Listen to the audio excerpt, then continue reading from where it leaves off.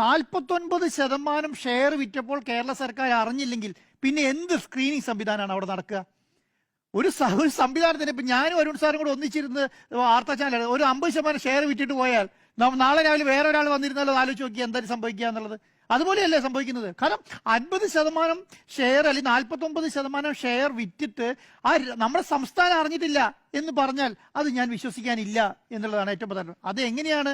അത് Adani company press റിലീസിൽ കൂടി ഇറക്കുമ്പോൾ മാത്രമേ അറിയുന്നുള്ളൂ എന്ന് പറഞ്ഞാൽ അത് അതിനേക്കാളും വലിയ വിചിത്രവാദമായിട്ട് തോന്നുകയാണ്. അദാനി കമ്പനി പ്രസ് റിലീസ് ഇറക്കുമ്പോൾ മാത്രമേ ഇത്രയും വലിയ ഡീൽ നടത്തി എന്നുള്ളത് മനസ്സിലാക്കുന്നു എന്നുള്ളതാണ്. കേരളത്തിൽ ഇങ്ങനെ അദാനി അല്ലെങ്കിൽ എന്തെങ്കിലും നടക്കുമോ? ഇവിടെ ചെറിയ കമ്പനികൾക്കെതിരെ നമ്മൾ 1 കോടിയും 2 കോടിയും 5 കോടിയും ട്രാൻസാക്ഷൻ വലിയ കുംഭകോണം കൊള്ള എന്ന് പറയുന്ന സംസ്ഥാനത്ത് 13,000 കോടി രൂപയ്ക്ക് ഒരു സംവിധാനത്തെ മുഴുവൻ വിൽക്കുകയാണ്.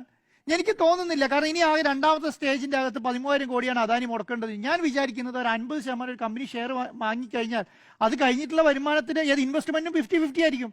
ആ 13,000-ന് 7,500 അല്ലെങ്കിൽ 6,500 കോടി മാത്രമാണ് ഈ പറയുന്ന അദാനിനെ മുടക്കേണ്ട കാര്യം ഉണ്ടാവുള്ളൂ. എന്നാലും അദാനിക്ക് 3,000 കോടി രൂപ ലാഭമാണ്. 50% കയ്യിലിരിക്കുകയാണ്. ഒന്ന് ആലോചിച്ച് നോക്കി ഏത് രീതിയിൽ അതിനെ കൊണ്ടുപോകുന്നെന്ന്. അപ്പം അത് ഞാൻ മൊത്തത്തിൽ നോക്കുമ്പോൾ എന്തോ ഒരു വശപ്പിശക് ഈ സംവിധാനത്തിൽ കാണുന്നുണ്ട് എന്നുള്ളതാണ്. കേരളത്തിൽ ആദ്യമായിട്ടായിരിക്കും ഒരു മുഖ്യമന്ത്രി പോർട്ട് വകുപ്പ് ഏറ്റെടുക്കുന്നത്. അപ്പം അതിനെ പറയുന്ന സംവിധാനങ്ങളൊക്കെ വലുതാണ്. എന്തായിരിക്കും ഈ ഒരു മുഖ്യമന്ത്രി അധികാരത്തിൽ വരുന്ന സമയത്ത് ഈ പോർട്ട് വകുപ്പുമായി ബന്ധപ്പെട്ട ഒരു അലിഗേഷൻ ഉയർന്നു വരാൻ കാരണം എന്തായിരിക്കും?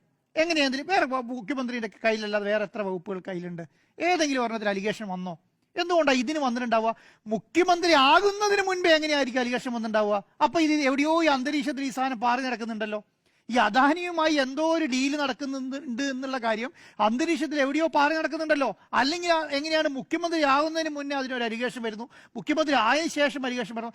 എന്താണോ വിചാരിച്ചത് പോർട്ട് മുഖ്യമന്ത്രി കൈവശം വെക്കുമെന്ന് പറയുന്നു, മുഖ്യമന്ത്രി അതുപോലെ തന്നെ കൈവശം വെക്കുന്നു.